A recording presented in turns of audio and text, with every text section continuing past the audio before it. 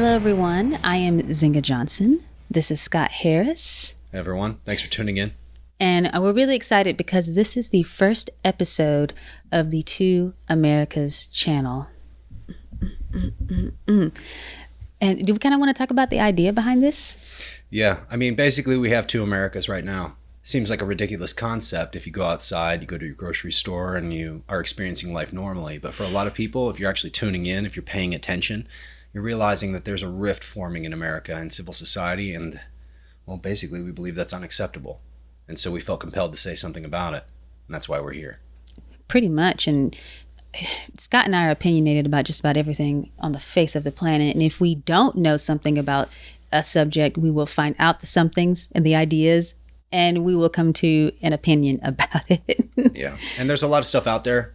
There's a lot of different podcasts, and there's a lot of different people speaking about these issues, and some of them with more informative voices than ours, some of them who are smarter, some of them who are more connected. But at the end of the day, what we represent is the Christian right, the conservative right, the people in this country who are the glue that holds the whole thing together. And frankly, we're being marginalized, and we're being put in a position now where even our religion, even our way of life, even the very axioms upon which Western society is based are being challenged. And we just couldn't stay silent any longer. And that's why we're here. Yeah, so the topic of today's episode is kind of like, where does the church fall in all of this? Like, where is the church, meaning the bride of Christ, not necessarily a denomination?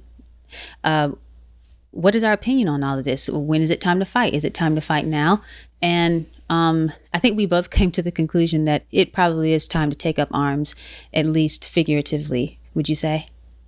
Figuratively and literally if pushed. And that's, I think, the scary thing about what's going on right now for those who are paying attention is that, you know, it's like you look at that couple that we mentioned in one of our little informal videos about the couple in St. Louis, you know, the Ken and Karens, you know, the lawyer. I mean, this guy's a Democrat, and he actually tries cases where black men are, in his view, unjustly tried by the justice system, and he represents them with the full force of his abilities. And yet Black Lives Matter and Antifa came for him and his family because he lived in a very, very nice home in a private gated community.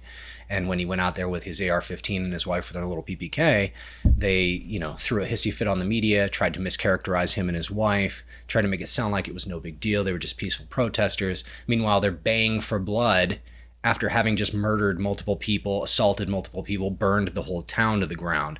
So they're eating their own, essentially. And what we're dealing with is a kind of cannibalism and a kind of riotousness and a kind of chaos that you just only see in specific eras of humanity. And what's amazing is some Christians will be sympathetic to the rioters rather than the people who want to defend themselves or have small businesses and all the rest of it. And so, you know, just sitting just on Instagram, you look at all these famous Christians who are worship leaders, pastors, whatever, and they have more what they think is compassion for the downtrodden, the blacks, the youths that are that hate their lives and all of that stuff. And you know, they're falling for the Black Lives Matter stuff. They're falling for the Marxist propaganda. And my thing is well, you got to understand as a Christian the difference between compassion and pity. Yeah, and this goes back to a decades-long issue with sort of the conservatives and the liberals. I mean, this was something I watched my mom have debates with her friends in the car while I was sitting in the back seat when I was under 10. I remember them very distinctly. You know, they would say things like, you know, is it just permissiveness that you're allowing these things? Right. At what point do you draw the line? Why is spanking abuse when the Bible says to, you know, spare the rod, spoil a child? And what it seemed to me is that the pattern was emerging, and it was pushing us towards this sort of anti-God, anti-Christian, anti-scriptural framework. And now they're just out and about saying it. You know, they used to play this game with us where they tried to gaslight us for years, especially in the 90s, where it was like, oh, you're just intolerant. Oh, you're just bigoted. Oh, you're simple-minded. You're religious. You believe in the spaghetti monster, yada, yada, yada. Well, now they're just out and out taking the mask off, and they're just saying God doesn't exist. Your religion is bigoted. Anything that is white is bad, needs to be abolished. Right. And it's basically, I thought we should put our foot down back in the 90s when I was a child. Now we're here 30-something years later, and I'm thinking, okay, well, if we don't put our foot down now, there will not be a future when. And that's my issue. Yeah, and a lot of Christians don't want to take action because the problem is like, so for instance, in the Bible, when Jesus went and healed someone or fed the multitude or something like that, it would say he was like compelled by compassion, or he looked at someone with compassion and then he healed them. And I think Christians today think that if they're sympathetic and they make a social media post, or they choose the side of the people who are actually in the wrong, and if I understand where you're coming from, if they just kind of like keep bowing down and they keep pretending to care, I think it's pretending, that it'll all go away and it'll stop and the world will be at peace and we can sing Kumbaya. And that's not necessarily the case. I think that's more pity. Especially when we're talking about the context of Black Lives Matter right now. If it was real compassion, what would be like the actions would be different. Like I think what would be happening is more so, let me take a young Black kid under my wing. Let me teach him a trade. Let me be a father figure to him or something like that. And that doesn't seem to be happening, especially where we can actually see it is with these like famous Christians who are like worship leaders and stuff like that. Unfortunately, it's I think there's a number of things happening at once, but one of the things that's abundantly true is that survival always plays a role. I mean, regardless of whatever their status is in the church or in day-to-day life, they're thinking, I'm Caucasian, right? Your people are coming for me. They're gunning for me, and they have been for 20 years. People aren't stupid. You know that this is happening. And how you adapt to it is a question of survival. And so people have been adapting these traits. You know, we saw this in Maoist China. You know, people would say they would start altering their wording as college professors because they could see the trade winds shifting. Right. You know, the people, when they finally had the Maoist struggle sessions where they're out beating people with belt buckles at 14 years old with their little, you know, Soviet uniforms on, and these renowned and universally praised professors who are teaching universally accepted scientific principles were getting beaten to death on stage in front of a group and a mob. These Christians aren't stupid. Right. They just don't want to be beaten down by the mob. And so there's a certain survival mechanism at play here. The problem is that it's that permissiveness which allowed those Maoist struggle sessions and the fascists to take over in the past. And if we want to correct history, if we want to actually do something about this, we have to put our foot down now before it's too late, before it reaches that tipping point where the momentum is too great and we just get bowled over. And that's why I think we're here, is to remind people, just because you're saying things that sound like scripture, ultimately what you're really doing is you're being a coward. And you're hiding behind the fact that, oh, well, Jesus said to turn the other cheek, or, oh, Jesus fed the masses. Okay, Jesus was not a communist. He was not a socialist. Dennis Prager does a fantastic job with this in one of his videos, debunking that concept. He was doing this to prove the miraculous nature of God, proving that he could take care of the masses, proving that he could share, and that there was a community forming, and that the community should take care of each other. And I agree with that. But that doesn't mean that you get to put all of the power with a bunch of unverified and unaccountable statesmen to determine who gets what. That's just tyranny under another form. So Jesus came and did what he did because there was a major purpose behind it. He knew the end goal. And I think with what Christians are doing now, they're following trends because of survival mode. And the thing is that real compassion takes some sacrifice. Like, you're laying down your life, what you want, because it's inconvenient. And Christians, especially in America or the Western world, they do not want to be inconvenienced. And it would be inconvenient to look at a Black person in your church and say, you know, bitterness is not of God, and you need to deal with that. God cares that bad things happen to you from some white person, sure. But that is not a pass to protest, to hit cops, to sucker punch white people, to even have angry social media posts. So I think Christians need to stop following trends, because it's not out of compassion and out of love and out of wanting to see the world change.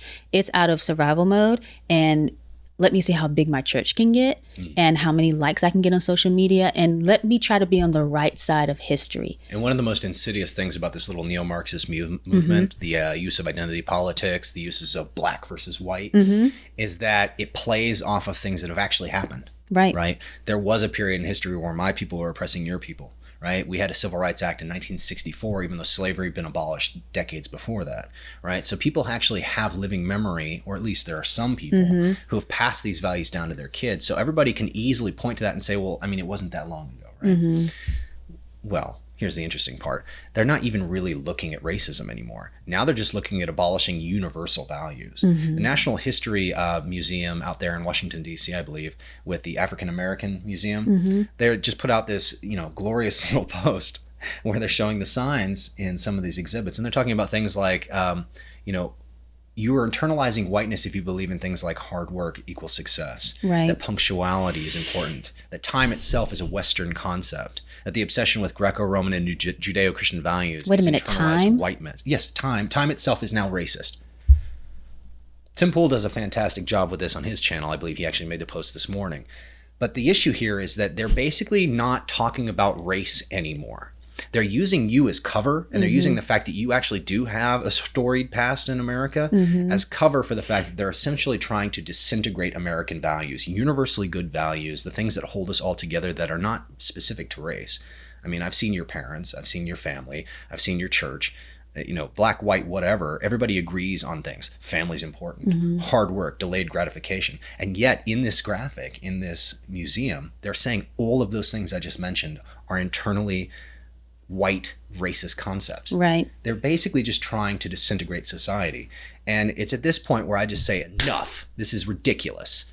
Right? This is why I'm here. Is because I'm not going to allow this. Right. We have to point this out. We were talking about this the other night. We got real rowdy. Because rowdier than usual. We got pretty rowdy because I was like, you know what? Honestly, first of all, it takes some discernment to go to DC to see that. You could just walk away and say, oh, that's just a one-off. It's not a one-off. You got to see the signs of the times. And if you think that right now we are not in a culture war, that Christianity is not under assault, that all the traditional things that are biblical are not being questioned and trying to be thrown away and gotten rid of, you are absolutely out of your mind. And either you're not paying attention or you don't have any discernment. Both of those are terrible things. I mean, for over a decade now, we've been doing diversity, bias, and inclusivity training, which the irony is that I've had to attend multiples of these in different job capacities, some of them working for the government. And every single time, it's always held by some kind of hippie white instructor in their 40s or 50s. The thing about it is that when you actually attend these seminars, they seem so innocuous on the surface. When you actually read the material and you read the ultimate goals, it's all about essentially white people marginalizing themselves into silence so that other groups can take over. Right. And the very premises behind it is that the state is God. The state will solve all of these problems. It's about more money, more state control, and less we've seen individualism. That before. And it just reeks of communism. And what's hilarious to me is that after the Ronald Reagan era and the Cold Wars and the space wars and all this stuff, that everybody just forgot. That they were able to just forget that all of that happened, that we did all of that for a reason. And now you have this new generation of people who have access to information in the palm of their hand 24/7, and they still don't know. And that is preposterous to me. Just preposterous. Yeah, wisdom, part of wisdom, I think, is learning from human history. You have to. Because first of all, it repeats itself. I mean, if you want to get biblical again, human beings keep falling for the same stuff. Every really generation, we fall for the same things. It doesn't matter what technology we have, how smart we are, where we are in science. It doesn't matter. We fall for the same things. Our human flesh wants to worship something other than God. Our flesh wants to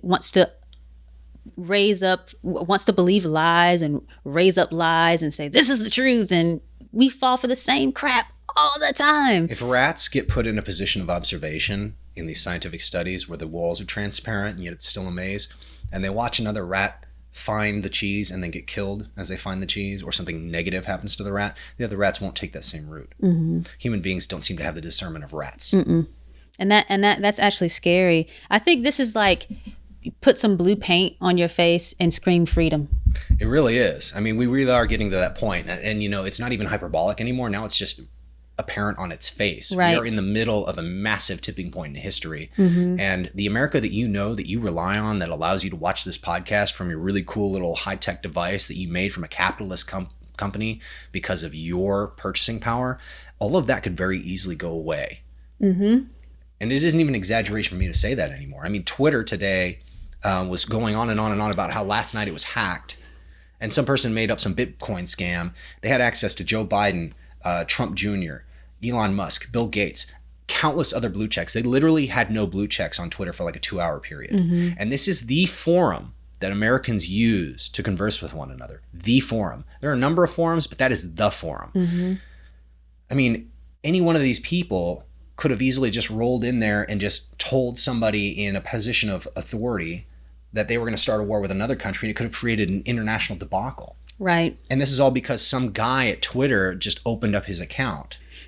I mean, it's ridiculous. We're living in pandemonium, right? It may seem less chaotic to you out there in Nebraska or North Idaho or maybe Southern Colorado, but at the end of the day, this stuff affects all of us, and it is your duty to stay informed. It is. This is Sparta moment. It really is. This is like Maximus from Gladiator. Are you not entertained? Are you not? This is that moment. This is like the warrior type of people, the people who are rough around the edges, that never really felt like they fit in anywhere, and just like, man, why am I so indignant all the time? This is your freaking time. I don't know what that looks like for you, but this is your hour. Like, I don't believe God puts people and just drops them in a random generation for no reason. Like, this is the generation of like Elijah and David. We make no bones about the fact that she and I are Christians and that we take that stuff very literally and very seriously. But I will give respect and comfort and aid to any person who stands up to the rage mob, the cancel culture, the people that just want to censor you because you're a conservative or right wing, the people who believe in opening the forum to all ideas, even if you disagree with them. We used to have that social fabric. That social fabric is eroding so quickly. And who do you think is going to be on the chopping block first? Right? So anybody who offers us aid, anybody who offers us ideological comfort is an ally of mine. And I think that's why the big tent conservative principle nowadays is actually expanding, is because you now have gays, you have libertarians, you have anarcho-capitalists, you have all these bizarre groups that have always kind of had a lot of friction, suddenly finding haven under the same umbrella. And this is because the left has closed the Overton window to such a degree that it is either you're with us or you're against us, and no dissension will be allowed. And there has to be, for the conservative Christians like myself, there has to be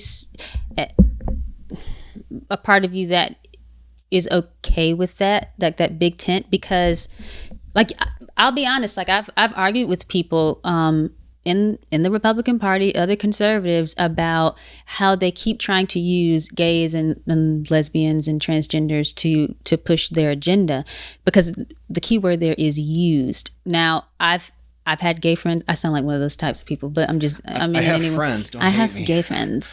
I have black friends too. I have gay friends.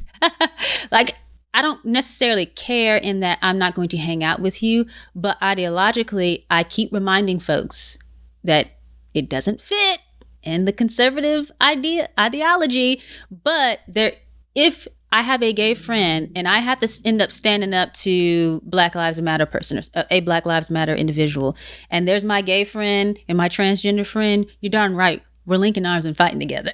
I mean, if it's a difference between pure and utter chaos where no opinions are allowed, and you're going to have this overbearing Orwellian government cramming down policy on everybody, you're going to find transgenders and Christians and atheists who at least have classical liberalism in their belt, all linking arms. And that's what's happening. That's why the intellectual dark web is a thing. I mean, Barry Weiss from the New York Times basically wrote this really scathing letter as she was resigning her job about the culture in the New York Times was toxic, and everybody in there was trying to axe her simply because she wrote an article that was semi-favorable about this idea of people with differing opinions coming together.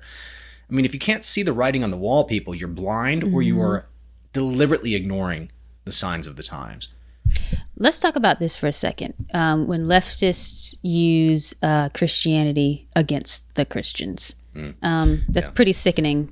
I think Don Lemon has done it. There's a lot of folks that have done it. Right. Nancy Pelosi invoking Catholicism. You know, it's like you could have literally no idea that she was a Catholic, but then as soon as somebody says, "Do you hate Trump?" now she's invoking it as if it was something that she suddenly she's ardently a praying adhered woman to. No, and it's obviously a lie.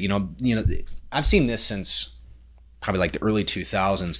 BLM, communists, socialists, all the same thing. They would always try to use scripture against me because they knew that I was a God-fearing person and that I adhered to the scriptures. And it was always the same basic concepts, always the same talking points. It's like, Jesus fed the masses or whatever, or they say, community should look out for each other, or you should feed the poor and that sort of thing. And I'm like, well, first of all, it's a big stretch from you shouldn't work, you shouldn't depend on daddy government, you shouldn't be shaking other people down for change just because you are envious. Mm-hmm. I mean, all of these things are inherently contradictory if you actually read the whole scripture. Mm-hmm. But what these socialists love to do is take out little portions, just like any other religious extremists, and then try to use it as a guilt trip against Christians as if that's going to give them some kind of ammunition. Mm-hmm. And the problem is that most Christians allow it to happen. Right. They cede the territory before the argument has even been fully fought. And you know why I think a part of that is because we've got this generation of people who are all about the touchy-feelies and feeling good and like the experience of God, and not necessarily like there's the Rhema and there's the Logos. Mm. Like you got to have both, because the Logos will, what's the word I'm looking for? Will. The inherent truth. Yes, but it makes the Rhema right. Like you measure the Rhema based on the Logos, if that makes sense. And and even if you don't understand the Greek parlance behind these things, and I encourage you to look it up, the basic concept is that there are things that are inherently true because they can be evidenced in reality.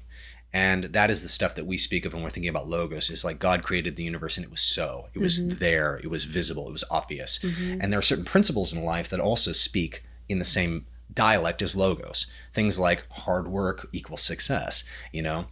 Delayed gratification will usually help you towards that road of success. Not judging people by their skin tone, but rather the content of their character, as in Martin Luther King Jr.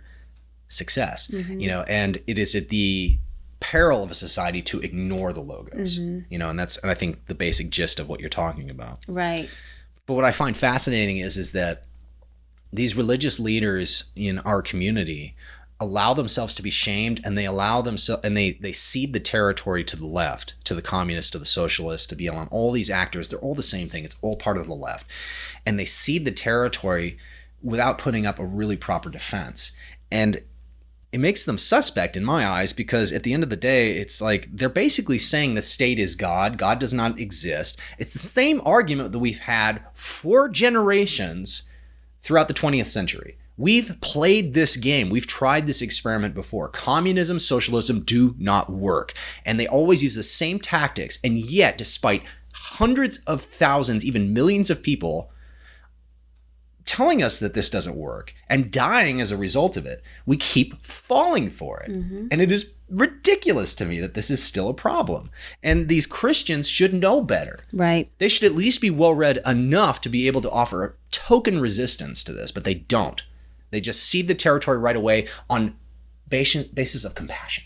Well, you know what? You are black, and so you do have it harder. No, you do not. That is not an assumption you can make in America nowadays.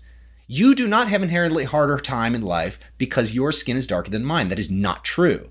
And until people have the balls to stand up and say that in the religious community, they're always going to be fighting a losing battle. But here's the other thing. Even if that were true, when Apostle Paul spoke to slaves during the Roman Empire, he still told them, you are a Christian. You don't have the right to show your attitude, to be bitter in your heart, to have unforgiveness. Like as Christians, we have to uphold that standard. Are we fighting it all the time? Yes. Is it incredibly difficult? Yes. That's why we have grace. And so even if you could look at me and say, gosh, that must suck to be black. Even if you could, you still say, I understand that, but this is what biblical truth is. And you don't get a pass just because life is hard. All you have to do is talk to anybody who actually existed during the Jim Crow era, and they look at the people in your generation with scorn. You get people like, obviously he's a bit on the extreme end because he's hilarious troll, but, somebody like Jesse Lee Peterson, right? He's a religious leader in the black community, and all he does is troll other black people on this concept of racism, this concept of making excuses, and he just adheres to a basic principle. most black people nowadays, not all, but most, as he would say, are socialists.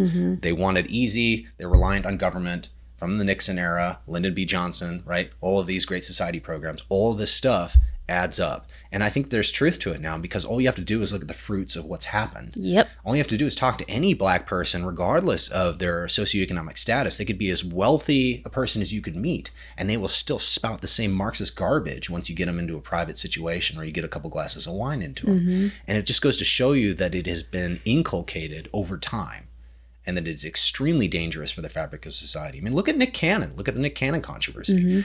This guy goes out there and spouts a bunch of vile, angry rhetoric against whites and Jews. And then, of course, Viacom drops him. But they didn't drop him because of the comments about whites being subhuman.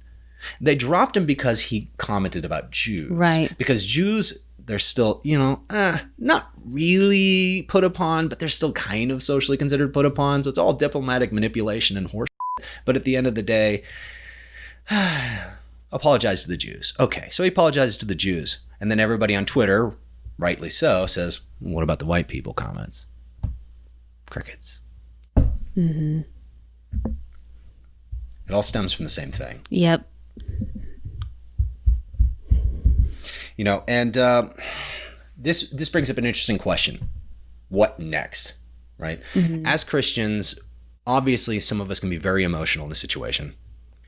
And when we see this happening over a period of decades, you start to get a sense of how trends work, and you understand what's coming, especially if you've read a lot of history.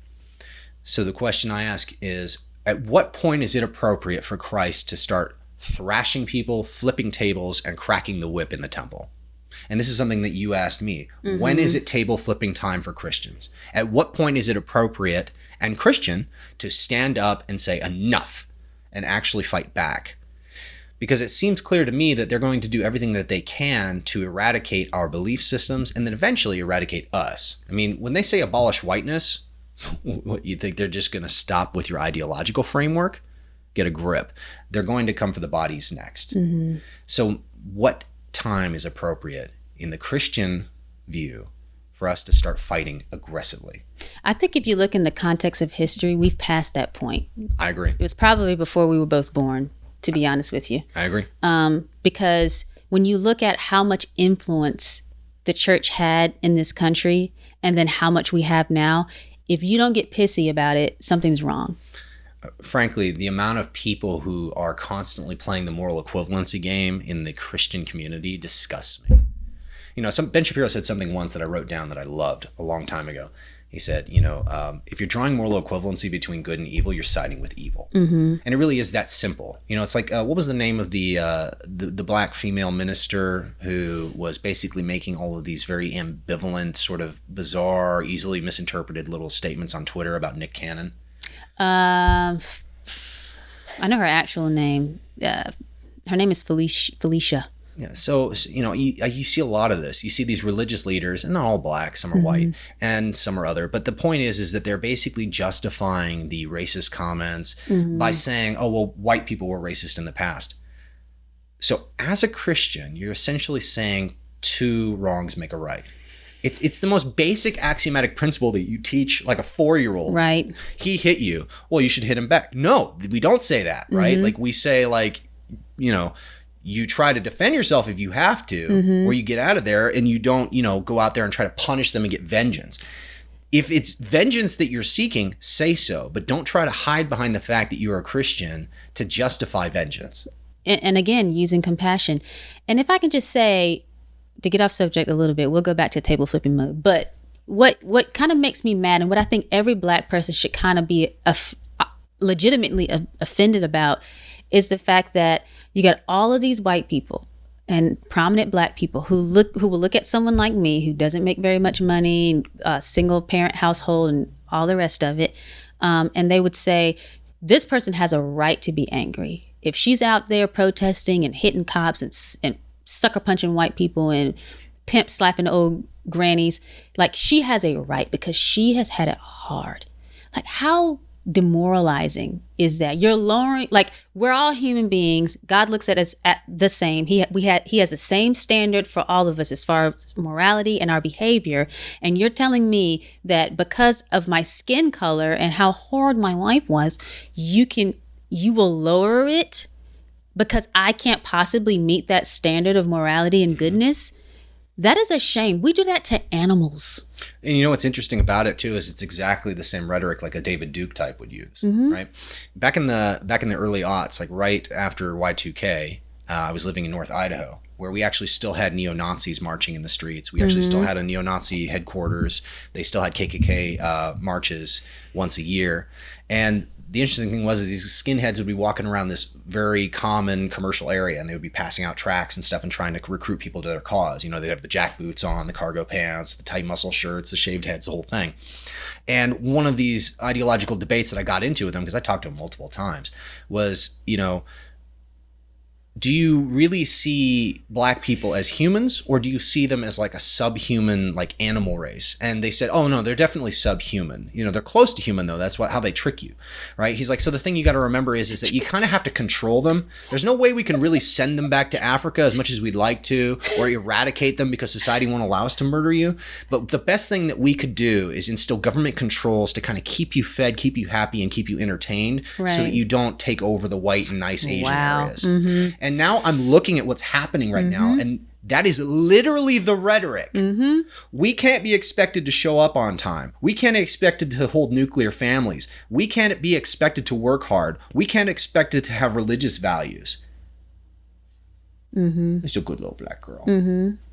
That's exactly what they're saying. It's the same rhetoric that these neo-Nazis, before we kicked them out of North Idaho because we were disgusted with them, were using to justify the behavior and the political tools against black folks. And now people are imbibing it and reciting it as if it is somehow freeing them. And then Christians will put their stamp of approval on that. If you post anything that is pro Black Lives Matter, if you post anything that is like, well, that person has a right to be angry because, if you do anything like that, even close to that, you are playing into that, and that in and of itself is racist, and you have to be ashamed of yourself. And if you have two brain cells to rub together, here's what you're going to conclude. This is obviously not about racism. This is obviously not about black and white. This is about disintegrating the American Union and restructuring it from the ground up to create something else. Well, they've been saying things like reimagine, like let's tear down the system, Ilhan Omar, let's like tear down the system and recreate it. They're telling you. They are literally telling you what they want to do. And this is only, what we're talking about right now is only a small part of the plan. There's a whole lot of other things that we could discuss, but this one is the most disgusting, I think. There are things that we have to do as Christians, as conservatives, as libertarians, as anarcho-capitalists, anybody that falls under this umbrella of people who still have an ounce of reason left in their heads. You have to demand ideological consistency from the left. You have to kick and scream at every available opportunity. My parents always told me growing up, the squeaky wheel gets the grease. Well, guess who's getting all the grease? The protesters, the rioters, the people moaning and pissing and having emotional displays and turning it into virtue. That is not virtue. That is childish, pandering behavior. But if we want to have this world pay attention to us, we have to stop sitting on the sidelines thinking, well, I'm perfectly reasonable and I just want to stay out of the fray. You do not have the luxury of sitting on the bench anymore. Nope. They're coming for you, all of you. And I cannot hammer that point home enough. It is table flipping time. And by table flipping time, I mean we created, from the Greco-Roman model, a Judeo-Christian society that eschews slavery, eschews demoralizing or dehumanizing any human being, regardless of their race, culture, or country of origin, or their practiced religion. We are one of the only countries in the world that allows anything like what we have to take place in terms of an open forum of ideas and a democratic government with a representative republic. Right. You go to a Muslim country, you don't get Jews. Jews don't get to have a say. But if you go to a Jewish country which model itself after us, the Muslims have power over the government and they have control over the religious spaces. Think about the terms, right? Think about who gets to speak and in what places they get to speak. And you'll see that Judeo-Christian values are the reason that we even have the opportunities that we have. That all of this was shaped on the same basis and that foundation. And if you remove that, you will simply be devolving, not evolving as the progressives like to brand themselves. We're always progressing forward. They want to go back to the bad old days. To use the Sin City line, right? Back to the bad old days, right? Blood and guts, and it's all war. It's what they want. Because in that space, if they can have complete control over the government and they can cow us into silence, they can gain supremacy and they can shake us up and down for change instead of having to go and do 2 jobs and work really hard to make a living. Exactly. No, you ain't doing nothing but preaching right now. Sorry. No, I totally agree with you. I think you are on the freaking money. And it sounds like you're being dramatic. It really does. Even sitting here right now, I completely agree with you. And we've had this conversation 100 times. But every time I hear it, I'm like, gosh, that just seems so far-fetched. But then you think for 2 seconds and you think about history and you're like, well darn, how many generations and how many countries, and they're regular everyday people just like me, thought the same thing, and then their bodies were in a ditch and in a giant grave. And you think to yourself, when you read a book, even if it's just a fiction book talking about, say, like Maoist China during the Soviet Revolution and all the struggle sessions and all that stuff that I mentioned earlier, how did billions of people see all this happening and just allow it? Exactly. Well, here's an interesting stat for you. About 7% of NRA voters actually vote. That's interesting. This sort of super right-wing, masculine, guns, screw the left. We're going to stick the finger into the wound and say, look at our Second Amendment rights, and walk around with our big plate carriers and AR-15. 7% vote. What does that tell you? There's a lot of virtue signaling going on the left and the right, and not a lot of actual engagement. So when we say it's time to table flip, I mean actually vote. Get out there and say something. Don't sit behind your computer and show them how tough you are with your pictures on Instagram. Go and do your civic duty. Read. Watch videos. Pay attention. It is not good enough anymore to just say that you are in support of X. You actually have to go and show support. And this is how the left has beaten us for generations. They're willing to put in the work. They're willing to put their bodies on the line. They're willing to get arrested and have their futures compromised. They're the true believers. They're all possessed by demons, but at the same time, those demons are marching right towards the cliff and they do not care. Yeah. They're okay with it. Christians used to have those kinds of balls, right? In the Roman era, we were willing to walk into the tiger's mouth. We were willing to let the lions tear our flesh off of our children. Nowadays, well, I have this really nice job and I don't want to sacrifice my rent because coronavirus makes it really hard to find a job. You're not going to have a job. You're not going to have a way to feed your children. And what kind of world are your children going to grow up in if you do not fight now? I was just thinking that. Yep. Okay, you'll have your job. What kind of life will you have? You won't have the job for very long anyway.